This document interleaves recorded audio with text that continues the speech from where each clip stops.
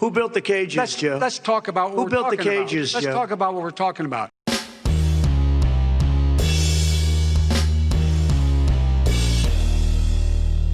How's everybody doing? My name is Anthony Brian Logan, and today I bring you a recap of the final presidential debate of 2020 between the current president, Donald Trump, and the Democratic presidential nominee, Joe Biden.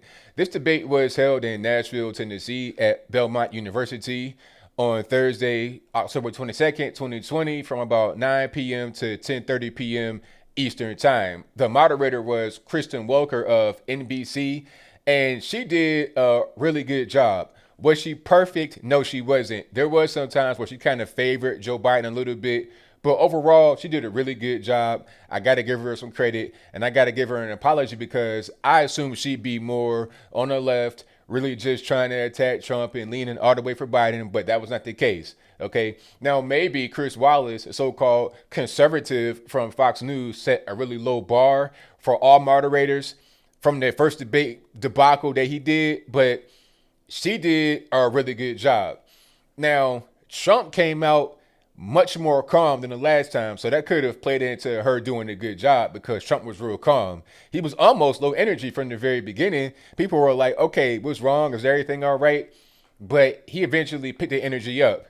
And I think it was a good strategy because he was kind of low energy at the beginning, as was Biden all throughout. But as Trump gained energy, you could see Biden going the other direction. All right. He started with low energy and just kind of went all the way down. It was like he went on this big journey with maybe about 50 miles in his gas tank. And by the end of it, he was on fumes and just in neutral trying to idle to destination. But you can't do that when you're trying to go uphill and fight this man and Donald Trump. But I digress. I really enjoyed the debate. They covered quite a few things here. I won't cover everything in this review. I'll write a lengthy article about it in the box below so you can read that for yourself. But it started off with the whole virus thing. And in my humble opinion, the virus issue is a dead horse. All right. They keep beating the horse, bringing it back to life and killing it again. But who really cares? All right. You got spikes and whatnot, but is it really a big deal? Like Trump said in the debate, you have like a 99.9% recovery rate, especially in kids. Trump even had the virus and he's perfectly fine. He was on stage really energetic, did not lose any steps. So, the virus didn't affect him really. And there's already a big recovery rate and we're already gaining ground as far as therapeutics and whatnot. So why are we talking about it still? Of course, Biden's got an attack on him because, he didn't do enough and there could have been much less deaths. That's one thing that Biden had all throughout the debate was kind of a doom and gloom. The country is terrible. Everything is going to go, down the tubes and you're going to burn up. It's like, man, come on. Can I get a little bit of positivity, a little bit of optimism? I mean, good night. Are you just trying to prey on the fears of your constituency or your proposed constituency? What's really going on? But I digress. The point is that Biden was really just negative, doom and gloom about the virus and everything else. But Trump had to remind Joe Biden that he, meaning Donald Trump, was one of the only guys that was in favor of that Chinese travel ban, right? Back when people like Joe Biden and Andrew Cuomo and Nancy Pelosi and Chuck Schumer and all the rest of them were saying that it's xenophobic, it's racist, all this, that, and the third. Okay. If not for what Trump did, you probably would have had many more deaths and many more infections from the virus. Now, there was one point in the debate, I forgot what the topic was because it didn't really matter. Biden was talking about Trump and trying to attack him, and then he brought up Giuliani. I was like, you done did it now, sir. You done did it because, you bring up Giuliani, you open the door to the whole Hunter Biden thing. And before the debate started, there was a press conference from Bobulinski. And this was a guy that was doing business with Hunter Biden. Okay. He presented 3 phones that he had in the press conference. He's going to give to the FBI so they can see evidence of emails and communication between Hunter and Joe and Joe Biden's brothers and whatnot as it relates to some shady business dealings overseas like China, Russia, Ukraine. All right. So as soon as he brought Giuliani up, the door was open. And I could tell that Biden kind of just stepped on a landmine and was like, oh man, I done it now. Because he was like, maybe I shouldn't do that. But he went ahead and said it because he already started saying the sentence, so you couldn't stop. You got a ball rolling downhill and it's gaining steam. You're not going to really be able to stop it at a certain point. You just got to let it go. So he went ahead and talked about Giuliani. And when he said that, I could see everybody on Twitter, because at the same time when I was streaming it, I was live tweeting it. Everybody said, uh-oh, you didn't done it. And of course, Trump did bring up the whole Hunter Biden elephant in the room. All right. And he brought it up in a really eloquent way, really smooth. And I think you owe an explanation to the American people. Why is it? Somebody just had a news conference a little while ago who was essentially supposed to work with you and your family. But what he said was damning. And regardless of me, I think you have to clean it up and talk to the American people. Maybe you can do it right now.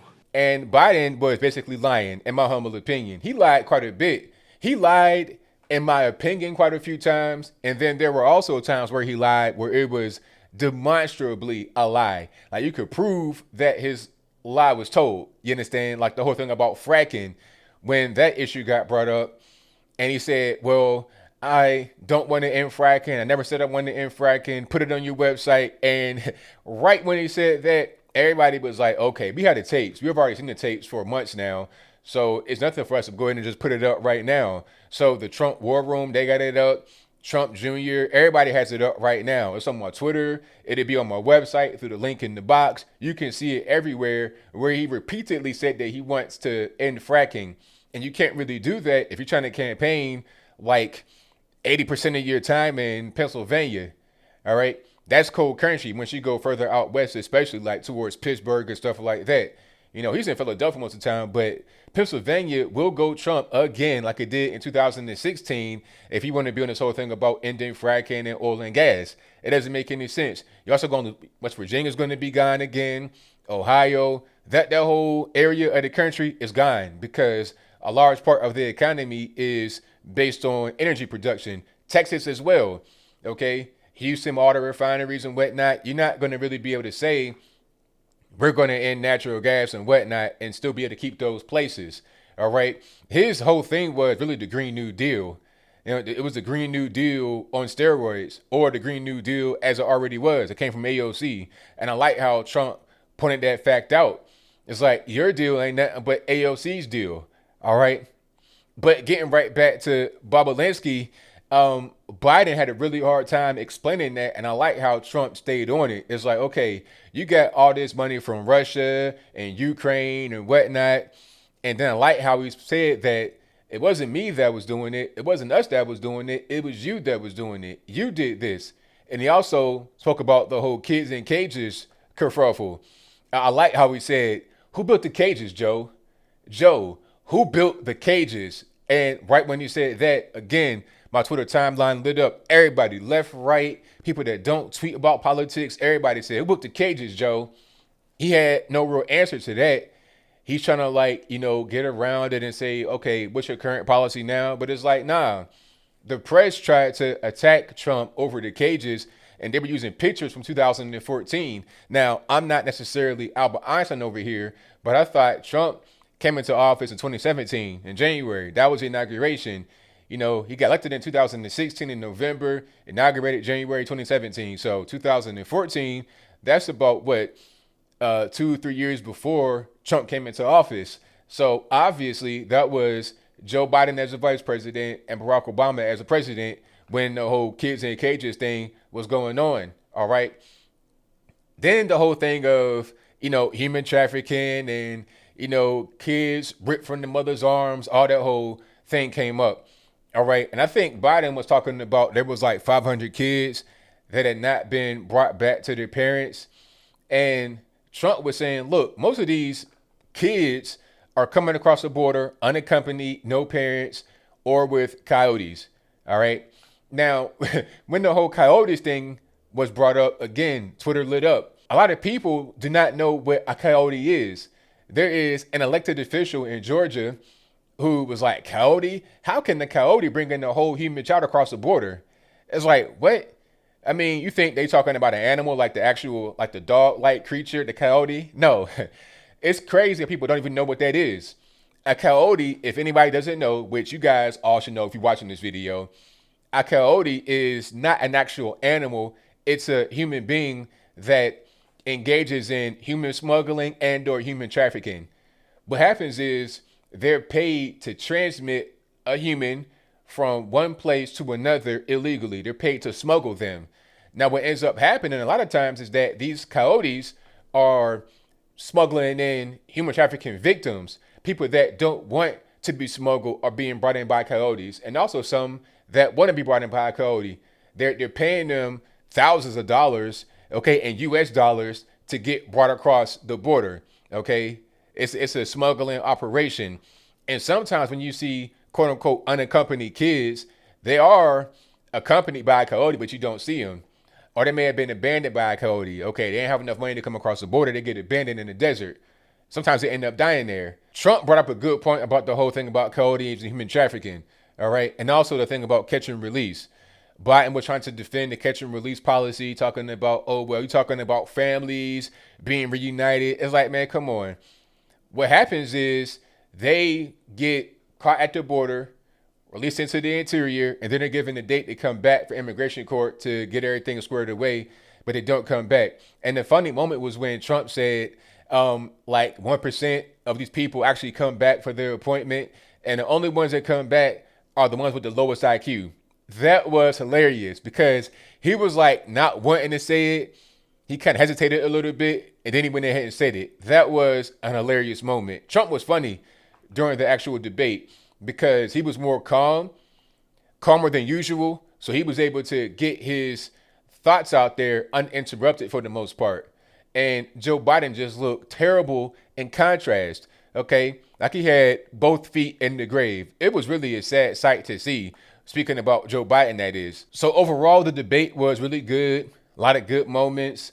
I think Trump did much better in this debate. And of course he won. It wasn't even a contest. I like how he spoke less and let Biden speak more, because Biden was able to tire himself out. In the first debate, Trump spoke and was interrupting a little bit more, although they had nearly equal talking time. So it kind of gave Biden an out. Like he'll be talking and then get cut off and just stop talking. But then when anybody cutting you off for the most part, and you gotta talk for 2 minutes straight, it's easier to see how tired he is, how bad of shape that he's in. It was really sad to see for Joe Biden, but it is what it is. If you want to become the president, if you want to run, then you got to be able to deal with whatever you got to deal with. And if you can't, you might want to go ahead and consider something else. You know, figure out a different way to be able to make a living rather than trying to become the president of the US of A. But I think I'll leave that right there for now. And what say you? Did you enjoy the debate? Who won the debate? I think we all know who won. You guys know I think Trump won, but what do you guys think? Was it better than the other debates? Did Trump do a better job? Did Biden do a better job? How about the moderator, Kristen Welker? Did she do a good job? What do you guys think about the questions that were asked? Was there anything that was left out of the debate that should have been there? Is there anything that I missed? Because there was quite a few good moments. I did not cover everything, but what were some of the highlights of the debate for you? Whatever your thoughts are, please let me know in the comments below. And that's all I got to say for this video. If you like what you heard, please comment, rate, share, and subscribe. Peace.